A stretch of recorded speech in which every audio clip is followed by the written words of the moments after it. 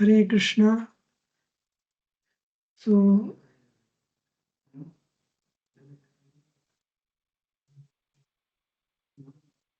हम श्रील प्रभुपाद की बुक पढ़ रहे हैं। किताब का नाम है जन्म मृत्यु से परे, और आज का 5वां सेशन 4था अध्याय है। अध्याय का नाम है ब्रह्मांड के परे आकाश वैकुंठ लोक। ब्रह्मांड के परे आकाश, जो ब्रह्मांड के परे है, इस ब्रह्मांड के ऊपर है, वो है वैकुंठ लोक। तो देखते प्रभुपाद जी इस अध्याय में क्या बताते हैं। यदि इस ब्रह्मांड के कुछ ग्रहों में भी जन्म और मृत्यु होते हैं, तो महान योगी उन्नति करके वहां तक पहुंचने की चेष्टा क्यों करते हैं। यद्यपि योगियों के पास अनेक सिद्धियां होती है, फिर भी उनमें भौतिक जीवन की सुविधाएं का आनंद लेने की मनोवृत्ति होती है। यहाँ पे प्रभुपाद जी योगियों के बारे में बताते हैं जो उच्च ग्रहों में जाने की आशा रखते हैं। उच्च ग्रहों में अविश्वसनीय रूप की लंबी अवधि का जीवन संभव है। इन ग्रहों के समय की गणना भगवान कृष्ण बतलाए हैं।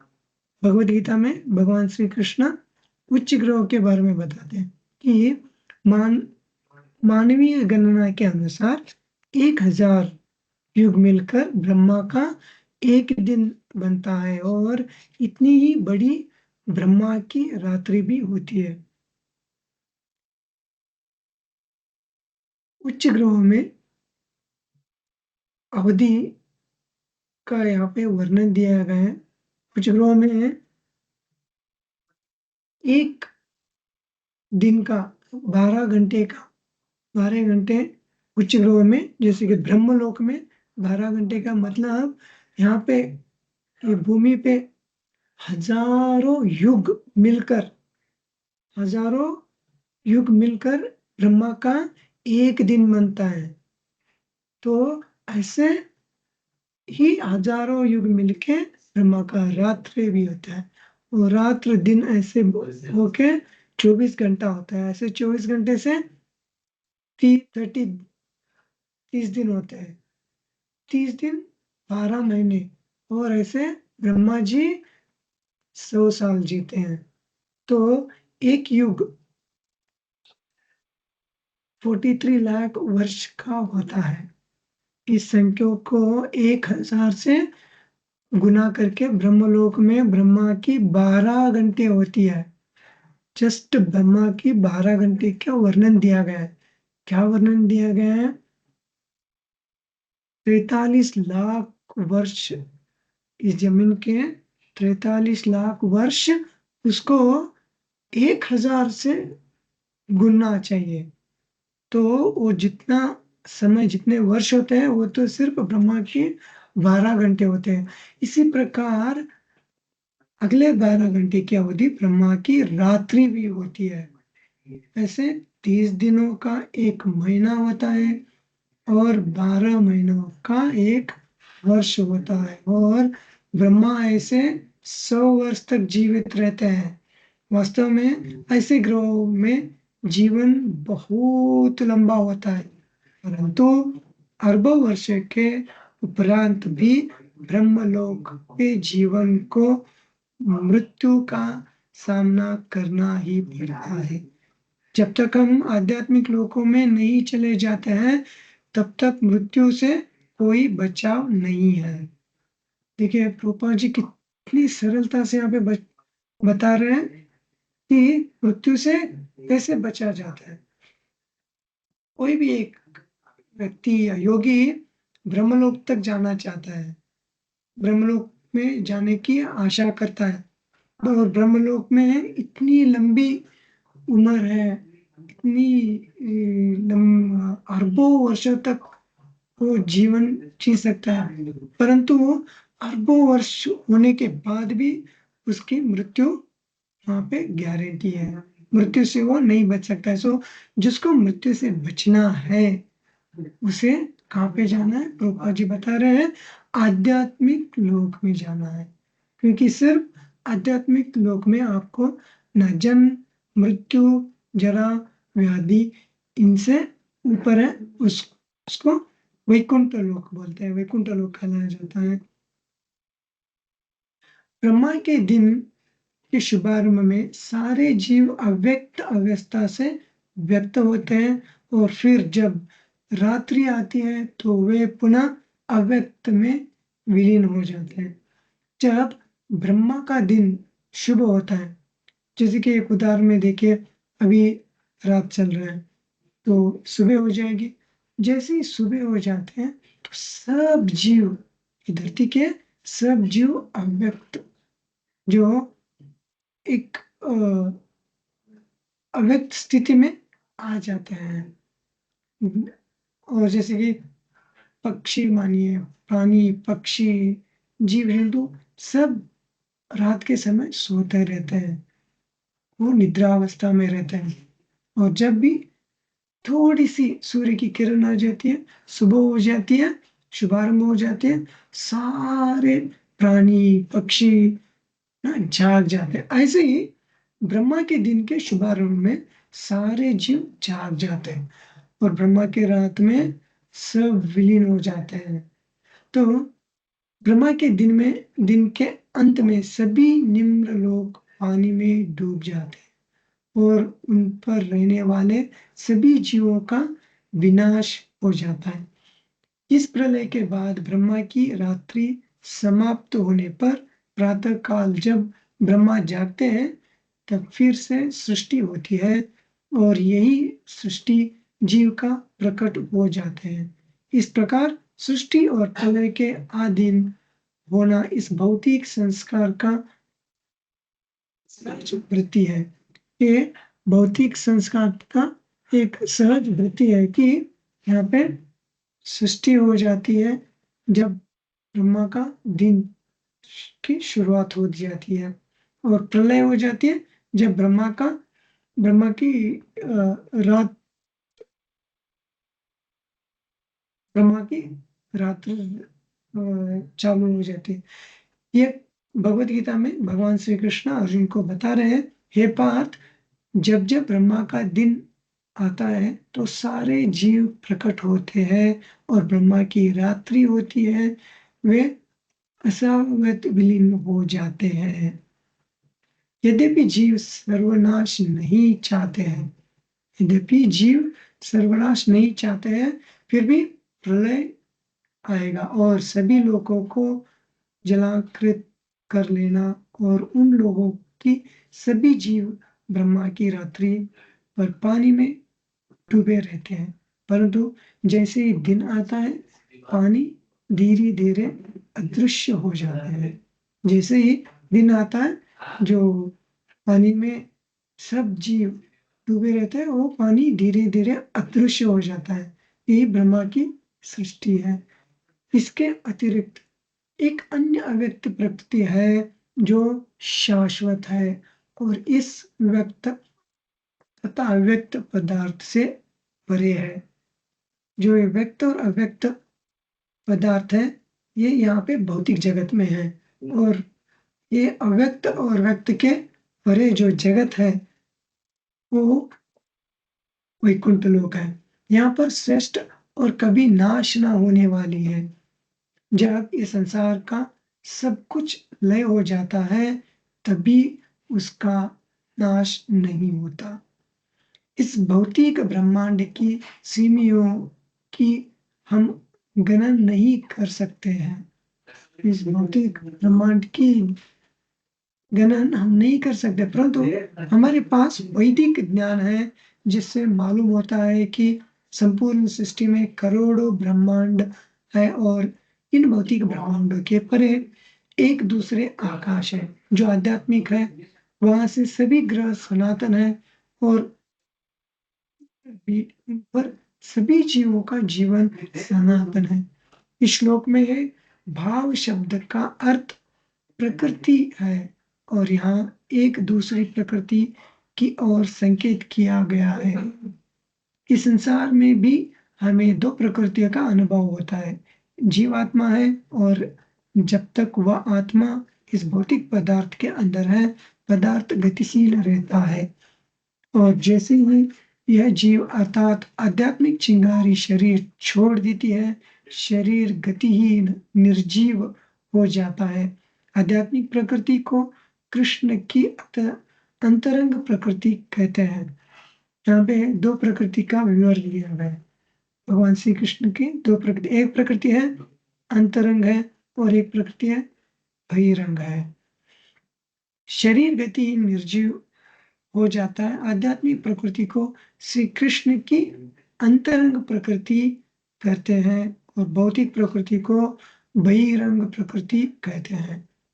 इस भौतिक प्रकृति के परे अंतरंग प्रकृति से जो सर्वथा आध्यात्मिक है, इसको ज्ञान से समझना संभव नहीं है। इसको हमारे ज्ञान से समझना संभव नहीं है। हम दूरदर्शी यंत्र से करोड़ों तारे देख सकते हैं, परंतु हम उनके समीप नहीं पहुंच सकते। हमें अपनी अक्षमताओं और को समझना होगा। यदि हम इस भौतिक विश्व को भी अपने प्रयोगात्मक ज्ञान से नहीं समझ सकते हैं, तो भगवान और उनके साम्राज्य को समझने की क्या संभावना है। जो हम ये भौतिक विश्व को ही नहीं समझ पा रहे हैं, तो आध्यात्मिक जगत भगवान श्री कृष्ण का साम्राज्य समझने की हमें संभावना नहीं है। इस प्रयोगात्मक रूप से समझना असंभव है। हमें भगवत गीता को सुनकर ही समझना होगा। हम प्रयोगात्मक विधि से नहीं समझ सकते हैं कि हमारे पिता कौन है। हमें अपनी माँ के कथन को सुनना होगा और उस पर विश्वास करना होगा। यहाँ पे प्रभुपाद जी उदाहरण देते हैं, हमारे पिता कौन है, उनकी जानकारी कैसे पाई जाती है। सिंपल है कि माँ से पूछिए। सो माँ के कथन से को सुनना होगा और उस कथन पर हमें विश्वास करना होगा। यदि हम अपनी माँ पर विश्वास नहीं करते हैं, तो जानने की अन्य कोई विधि नहीं है। इसी प्रकार यदि हम कृष्ण भावनामृत की विधि मात्र में लगे रहें, तो कृष्ण और उनके साम्राज्य की सभी जानकारी प्रकट हो जाएगी। अभी हम ये भौतिक जगत के ही जानकारी पाना असंभव है, तो हम भगवान श्री कृष्ण के साम्राज्य को, आध्यात्मिक जगत को हम कैसे जाने जाएं। यहाँ पे प्रभुपाद जी एक उदाहरण के दौरान बता रहे हैं। एक सरल उदाहरण है कि हमारे पिता कौन है, कैसे जाना जाता है। सिंपल है कि माता से पूछिए। तो माता से पूछने के बाद माता के वचन के ऊपर हमें संपूर्ण विश्वास करना चाहिए। तो हम विश्वास नहीं कर पाए तो दूसरे माध्यम से हम नहीं जान सकते। ऐसे ही भगवान श्री कृष्ण के आध्यात्मिक जगत को, उनके साम्राज्य को जानने की एक ही विधि है और वो है कृष्ण भावनामृत की विधि मात्र। और कृष्ण भावनामृत विधि से ही उनके साम्राज्य की सभी जानकारी प्रकट हो जाएगी। भगवद गीता में श्री कृष्ण जी बोलते हैं, परस्तस्मातु भावान्यो का अर्थ है श्रेष्ठ प्रकृति और व्यक्ति का अर्थ है जिसे हम प्रकट रूप में देखते हैं। हम देख सकते हैं कि यह भौतिक ब्रह्मांड पृथ्वी, सूर्य, तारों और अन्य लोकों के माध्यम से व्यक्त होता है और इस ब्रह्मांड के परे इस ब्रह्मांड के परे एक दूसरी प्रकृति है जो सनातन है। ब्रह्मांड के परे, ब्रह्मांड के ऊपर एक प्रकृति है और वो है सनातन कहलाती है। वो क्या है? अव्यक्तात् सनातनः। इस भौतिक प्रकृति का प्रारंभ भी है और अंत भी है। जो है भौतिक प्रकृति है जिसमें अनेक ब्रह्मांड है। जो भौतिक प्रकृति में अनेक हजारों करोड़ों ब्रह्मांड है, लेकिन इस सभी ब्रह्मांडों में आपको एक प्रारंभ है और एक अंत भी है, परंतु वह आध्यात्मिक प्रकृति के समान सनातन नहीं है। न तो उसका और यहाँ पे सनातन आध्यात्मिक प्रकृति के बारे में बताया गया है। आध्यात्मिक प्रकृति सनातन है और ना तो उसका प्रारंभ है और ना ही अंत। ये कैसे संभव है? जब बादल आकाश में आते हैं, रूपा जी उदाहरण दे रहे हैं, जब बादल आकाश में आते हैं तो ऐसा लगता है कि उसने आकाश का एक बड़ा भाग ढक दिया है, परंतु वास्तव में वह बादल बहुत ही छोटा सा बिंदु होता है और उसने संपूर्ण आकाश के केवल एक नग्न अंश को ढका ढका दिया है। क्योंकि हम इतने छोटे हैं, इसलिए बादल द्वारा कुछ 100 मील तक के भाग को ढक लिए जाने पर हमें प्रतीत होता है कि संपूर्ण आकाश ढक है। हम सोचते हैं ये छोटा सा बादल हमारे नजरों को ढक गया है, तो हम सोचते हैं कि ये छोटा बादल पूरा आकाश को ढक दिया है, क्योंकि हमारी दृष्टि बहुत ही छोटी है। इसी प्रकार ये सारा भौतिक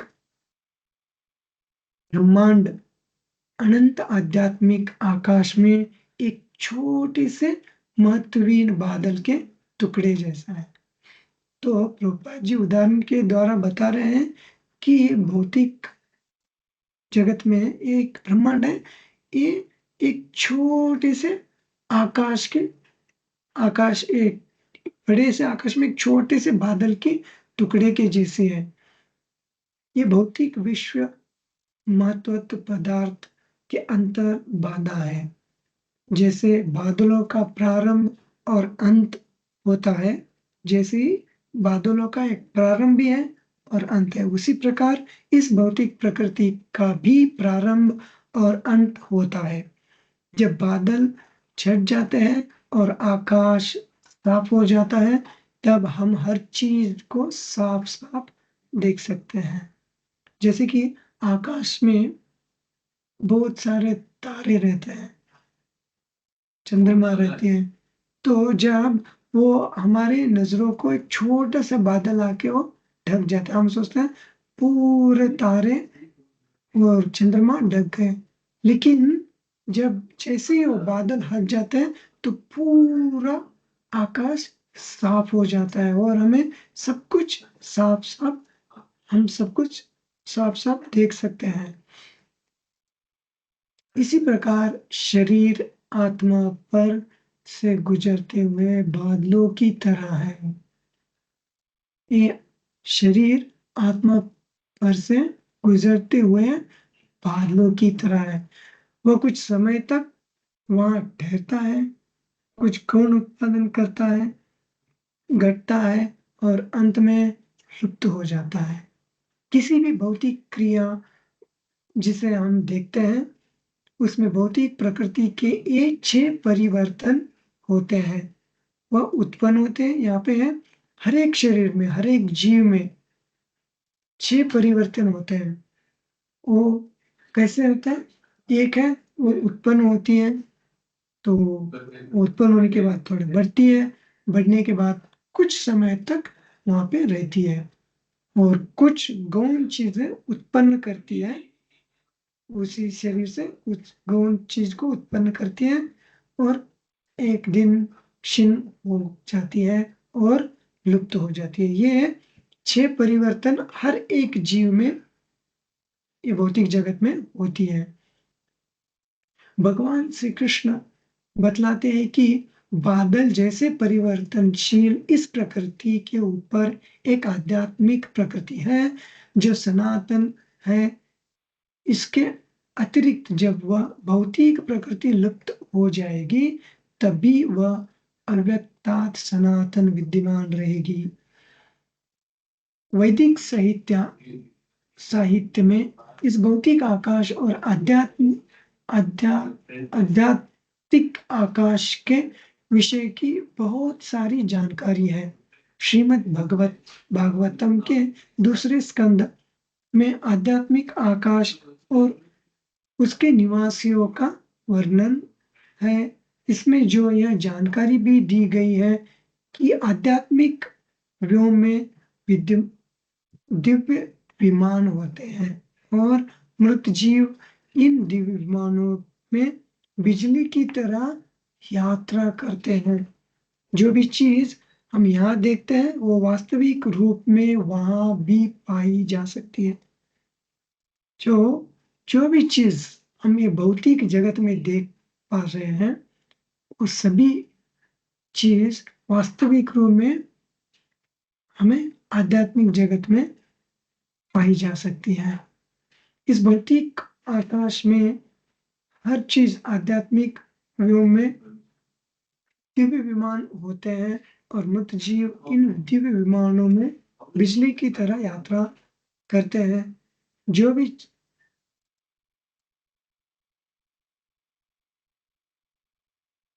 भी चीज इस भौतिक आकाश में हर चीज आध्यात्मिक आकाश में पाई जाने वाली चीज की विकृत परिचाई या नकल, जैसे सिनेमा में हम केवल वास्तविक चीज की परछाई या छवि देखते हैं, वैसे ही श्रीमद् भागवतम में कहा गया है कि यह भौतिक जगत द्रव्यों का संयोग मात्र है, जो वास्तविकता के आधार पर उसकी तरह बनना गया है। जिस प्रकार दुकान की खिड़की की मूर्ति वास्तविक दुकान में जो एक लड़की की तरह बनाई गई छवि आपको मिलेगी।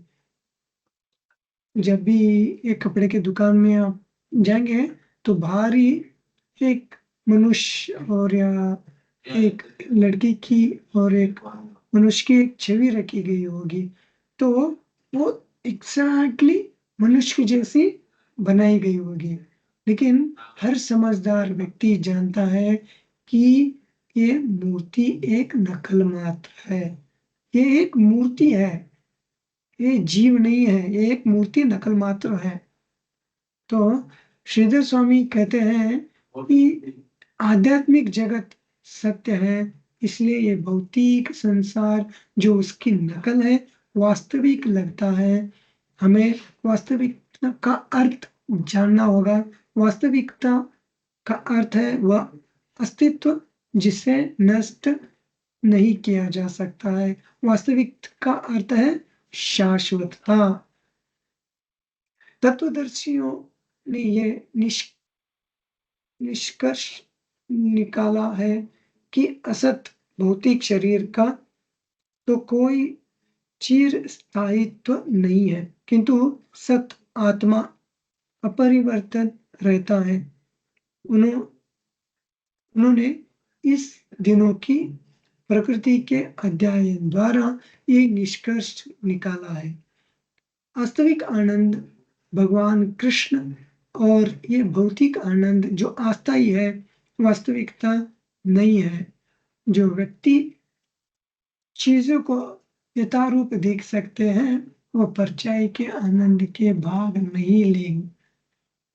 मनुष्य जीवन का वास्तविक उद्देश्य आध्यात्मिक आकाश में प्राप्त है, परंतु जैसा कि श्रीमद् भागवतम बताते हैं, अधिकांश लोग इस विषय में नहीं जानते हैं। मनुष्य जीवन सत्य को समझने के निमित्त और उसमें स्थानांतरित होने के लिए सभी वैदिक साहित्य में हमें यही शिक्षा देते हैं कि इस अंधकार में मत रहो।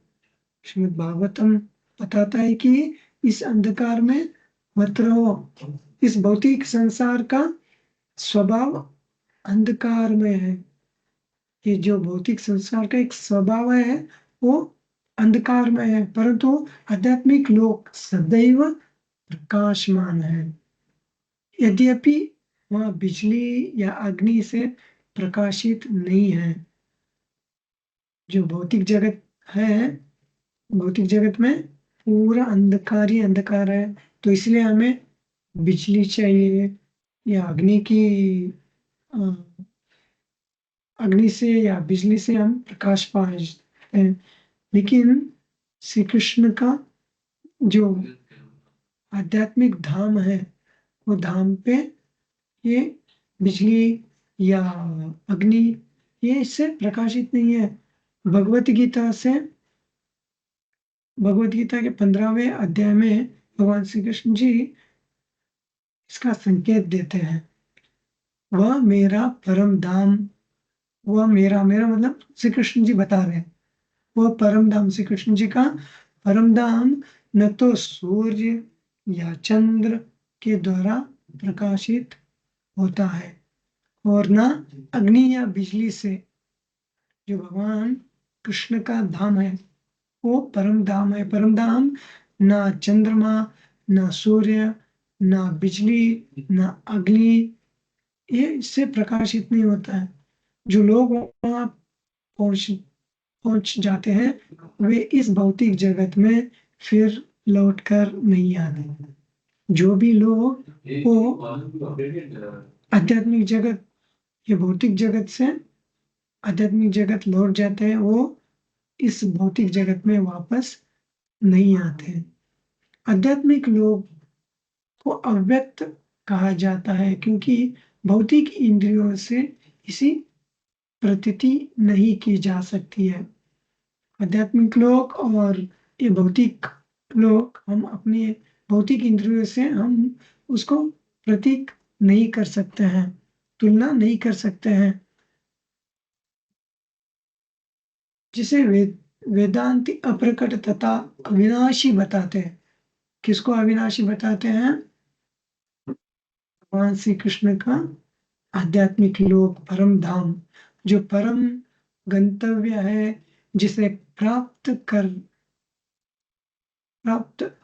कर लेने पर कोई वापस नहीं आता, वही मेरा परम धाम है। इस श्लोक में महान यात्रा की ओर संकेत किया गया है। हमें बाहरी आकाश को भेद कर इस भौतिक ब्रह्मांड को पार करते हुए उसके आवरणों में छेद करके आध्यात्मिक आकाश में प्रवेश करने की समक्ष होना पड़ता है। परम गति वहां यात्रा परम है। इस पृथ्वी से कुछ हजार मील दूर जाना फिर वापस आने का कोई प्रश्न नहीं उठता। जैसे कि ये साइंटिस्ट अभी चंद्रमा पे जाते हैं, तो चंद्रमा पे जाके वो फिर वापस आते हैं, लेकिन जो भी यहाँ पे परम धाम श्री कृष्ण जी का परम धाम पे जाते हैं वो वापस नहीं आता है और वो वापस आने का प्रश्न ही नहीं उठता है। ऐसी यात्रा कोई वीरतापूर्ण कार्य नहीं है। हमें संपूर्ण भौतिक ब्रह्मांड के पार जाना होता है। ऐसा हम अंतरिक्ष यानों के द्वारा नहीं, बल्कि कृष्ण भावनामृत के द्वारा कर सकते हैं। ये भौतिक ब्रह्मांड के पार हम कोई अंतरिक्ष यान से नहीं जा सकते हैं। कहाँ पे? आध्यात्मिक जगत। आध्यात्मिक जगत में कैसे जा सकते हैं? कृष्ण भावनामृत के द्वारा जा सकते हैं। जो मनुष्य कृष्ण भावनामृत के द्वारा कर सकते हैं, जो मनुष्य कृष्ण भावनामृत में निमग्न है और जो मृत्यु के समय भगवान कृष्ण का ध्यान करते हैं, वह तुरंत वहां स्थानांतरित हो जाते हैं। यदि हम सचमुच में आध्यात्मिक आकाश में जाना चाहते हैं तो हमें सभी से सचित आनंद शरीर बनाने का प्रयत्न आरंभ करना होगा। पापा जी बता रहे हैं कि हमें आध्यात्मिक जगत में जाने की इच्छा है तो हमें क्या किस चीज की प्रयत्न का आरंभ करना है। हमें कृष्ण भावनामृत में रहना है, भगवान श्री कृष्ण का ध्यान करना है और हमें वो परम धाम, भगवान श्री कृष्ण का परम धाम में जाने की एक सच्चित आनंद शरीर बनाने का प्रयत्न करना है। वह परंतु वहाँ स्थानांतरित हो जाते हैं। यदि हम सचमुच में आध्यात्मिक आकाश में जाना चाहते हैं तो हमें सभी से सच्चित आनंद शरीर बनाने का प्रयत्न आरंभ करना होगा। यहाँ कहा जाता है कि कृष्ण का शरीर सच्चित आनंद है। ईश्वर परम कृष्ण सच्चिदानंद विग्रह, और हमारे पास भी ऐसा ही शाश्वतता, ज्ञान और आनंद से परिपूर्ण शरीर है। परंतु वह बहुत छोटा है और पदार्थ के आवरण से ढका हुआ है। यदि किसी भी तरह से हम इस असत आवरण को त्याग सके तो हम उस आध्यात्मिक विश्व में पहुंच सकते हैं। यदि एक बार हम उस आध्यात्मिक जगत को प्राप्त कर ले तो वापस आना जरूरी नहीं है। यह प्रातः न निवर्तन्ते तद्धाम परमम मम। तद्धाम, भगवान श्री कृष्ण बता रहे हैं कि जो भी भगवान श्री कृष्ण के आध्यात्मिक जगत में पहुंच जाते हैं, तद्धाम परम मम, जो भगवान श्री कृष्ण का धाम है, वहां पे जाने के बाद वो वापस की भौतिक जगत में नहीं आता है। तब हर एक को उस परम धाम, कृष्ण के सर्वोच्च धाम, कृष्ण के सर्वोच्च धाम में जाने का प्रयास करना चाहिए। कृष्ण स्वयं हमें बुलाने के लिए आते हैं। भगवान श्री कृष्ण स्वयं हमें बुलाने के लिए ये भौतिक जगत में आते हैं। हमें मनुष्य जीवन में दी गई इस सुविधा का लाभ उठाना चाहिए। हमें अभी जो मनुष्य जीवन मिला है, 84 लाख योनि में सिर्फ 4 लाख योनि मनुष्य है, बाकी 80 लाख दूसरे योनि है। तो इस 4 लाख योनि में मनुष्य जीवन जो मिला है वो सुविधा का हम लाभ उठाना चाहिए। नहीं तो हम नहीं लाभ उठाए तो हम भी एक 80 लाख योनि में से माने जाएंगे। ये 4 लाख योनि है, बहुत मनुष्य जीवन है, बहुत ही स्पेशल है, और हम इसका लाभ नहीं उठाएंगे तो हम 80 लाख के योनि के बराबर ही है। तो यहाँ पे प्रभुपा जी बता रहे हैं हमें मनुष्य जीवन में दी गई इस सुविधा का लाभ उठाना चाहिए। जो उस परम धाम में पहुंच जाते हैं उसके लिए फिर संयम, तपस्या, योग, ध्यान इत्यादि का आवश्यकता नहीं रहती, और जो वहां नहीं पहुंच पाते हैं उनकी सभी तपस्याएं व स्वयं व्यर्थ में स्वयं की बर्बादी मात्र ही है। बोला है श्रम एव ही केवलम। अब कितना भी श्रम करिए वो उसकी पूरी एक बर्बादी मात्र ही है। जब तक आप कृष्ण भावनामृत में आके ये तपस्या, योग, ध्यान ये नहीं करेंगे तो वो सब जो भी बाहर के लोग तपस्या करते हैं, ध्यान करते हैं, योग करते हैं, ये सब श्रम एव ही केवल है। मनुष्य योनि इस वरदान का लाभ उठाने का अवसर है कि राष्ट्र, माता पिता, गुरु तथा परिपालक का यह कर्तव्य है कि जिन्होंने ये मनुष्य योनि पाली है उन्हें जीवन की इस पूर्णता को प्राप्त करने के लिए उन्नत बनाए। केवल कुत्ते बिल्लियों की भौतिक खाना सोना मैथुन करना और लड़ना सभ्यता नहीं है।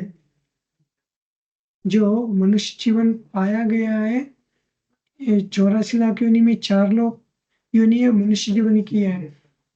तो ये मनुष्य जीवन भी हम सिर्फ ये बिल्ली के जैसे कुत्ते के जैसे खाना सोना मैथुन करना और लड़ना इसमें ही व्यर्थ कर दिए तो मनुष्य के जीवन का एक उद्देश्य वो नहीं है, उसको फिर दूसरी योनि की जैसे ही कहलाया जाएगा। हमें इस मनुष्य योनि को सदुपयोग करना चाहिए, दुरुपयोग नहीं करना चाहिए और इस ज्ञान का लाभ खुद को भगवान श्री कृष्ण भावना के लिए तैयार करने के लिए उठाना चाहिए, ताकि हम दिन और 24 घंटे कृष्ण भगवान के स्मरण में तल्लीन रहे और मृत्यु के समय तुरंत आध्यात्मिक आकाश में जा सके। कैसे तल्लीन रह सकते हैं? रूपा जी बता रहे हैं यहाँ पे हमें 24 घंटे श्री कृष्ण भगवान के स्मरण में तल्लीन रहना होगा। तो रूपा जी बताते हैं कि 16 माला जप करिए हरे कृष्णा महामंत्र का और एक उदाहरण के माध्यम से रूपा जी बताते हैं कैसे तल्लीन हो जाता है कि एक माता अपने बच्चे को स्कूल भेजती है, पाठशाला भेजती है पढ़ने के लिए। तो जब बच्चा घर में नहीं रहता है, वो पढ़ने के लिए स्कूल जाता है, तभी माता जब घर में मग्न रहती है, सेवा करती रहती है, तब वो बच्चे की शूज को देखती है, बच्चे की चप्पल को देखती है, बच्चे की ड्रेस को कपड़े को देखती है। तो वो चप्पल को या कपड़े को नहीं देखती है, वो उसमें बच्चों के बच्चा अपने खुद के बच्चे को देखती है, बच्चे की याद आती है उसको। तो ऐसे ही हम जब जप करेंगे तो हम संसार में किसी भी चीज को देखेंगे तो वो भगवान श्री कृष्ण से जुड़ सकते हैं। और जब भगवान श्री कृष्ण को वो और किसी भी चीज को देखेंगे तो जुड़ सकते हैं। तो उसी तरह हम भगवान श्री कृष्ण के स्मरण में तल्लीन हो सकते हैं 24 घंटों। तो यहाँ पे भगवत गीता में 8वें अध्याय में 22वें श्लोक में बताते हैं पूर्ण पुरुषोत्तम परमेश्वर जो सबसे महान है अनन्य भक्ति द्वारा ही प्राप्त किए जा सकते हैं। अनन्य भक्ति सिर्फ अनन्य भक्ति द्वारा ही भगवान श्री कृष्ण पुरुषोत्तम जो सबसे महान है उनके कैसे प्राप्त की जा सकती है भक्ति? सिर्फ अनन्य भक्ति। यद्यपि वे अपने धाम में विराजमान रहते हैं, भगवान श्री कृष्ण यद्यपि अपने धाम में विराजमान रहते हैं तो भी वे सर्वव्यापी है और उनमें सब कुछ स्थित है। यदि हम सचमुच उस परम धाम को जाने की इच्छुक है तो भक्ति की उसकी विधि है जो यहाँ दी गई है। एक भक्ति की विधि है, जो भी मनुष्य सचमुच एक इच्छुक है वो परम धाम जाने के लिए, तो वो विधि है भक्त्या का अर्थ है भक्तिमय सेवा, परमेश्वर की शरणागति। भक्ति की मूल धातु भज है। यहाँ पे एक विस्तार दिया गया है भक्त और भक्ति के बारे में। भक्ति का एक मूल धातु भज है जिसका अर्थ है सेवा करना। नारद पंचतंत्र में भक्ति की परिभाषा उपधातियों से मुक्ति बताई गई है। यदि मनुष्य शुद्ध आत्मा के साथ जुड़ी सभी उपाधियों से मुक्ति पाने का निश्चय करता है, सर्वोपाधि सर्वोपाधि सर्वोपाधि विनिर्मुक्तम, सर्व उपाधि से जब मुक्ति पाने का निश्चय करता है मनुष्य, जो कि शरीर के कारण उत्पन्न होती है और शरीर के बदलने पर सदैव बदल जाती है। हमारी जो ये उपाधि है, शरीर के बदलने के साथ हमारी उपाधि भी बदल जाती है, तो वह भक्ति प्राप्त कर सकता है। भक्ति का अर्थ या अनुभव करता है, वह है भक्ति प्राप्त कर सकता है। भक्ति का अर्थ या अनुभव करता है कि व्यक्ति पवित्र आत्मा है, पदार्थ बिल्कुल नहीं। हमारी वास्तविक पहचान ये शरीर नहीं है जो आत्मा का आवरण मात्र है, परंतु हमारा वास्तविक स्वरूप दास है, भगवान श्री कृष्ण का सेवक। जब कोई अपनी वास्तविक पहचान में स्थित होता है और कृष्ण की सेवा में लगा रहता है, तो उसे भक्त कहते हैं। ऋषिकेश ऋषिकेश सेवनम भक्ति उच्चते।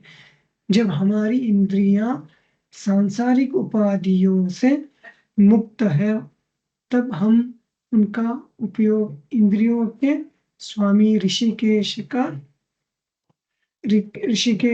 या कृष्ण की सेवा में करेंगे। तो आज के ये अध्याय में हम दो चीज की जानकारी मिली। एक है कि भगवान श्री कृष्ण के आध्यात्मिक जगत के बारे में यहाँ पे जानकारी बताई गई है, और वहाँ पे हम कैसे जा सकते हैं, और वहाँ पे जो भी व्यक्ति जाता है वो भौतिक जगत में वापस नहीं आता है, और वहाँ पे जाने की माध्यम क्या है? कृष्ण भावनामृत। सिर्फ आप कृष्ण भावनामृत में होके भगवान के सेवा में मग्न होके, जब ये शरीर से हम समझ सकते कि हम ये शरीर नहीं है, ये हम एक आत्मा है, और शरीर जस्ट एक आत्मा का आवरण मात्र है। ये समझ के हम हमारे सभी इंद्रियों को भगवान श्री कृष्ण के सेवा में लगे। यहाँ पे बताया है हम उनका उपयोग इंद्रियों के स्वामी कौन है? ऋषिकेश श्री कृष्णा, उनके सेवा में करना चाहिए। तो हम यहाँ पे स्टॉप करते हैं। Thank you. हरे कृष्णा। श्रील प्रभुपाद की जय।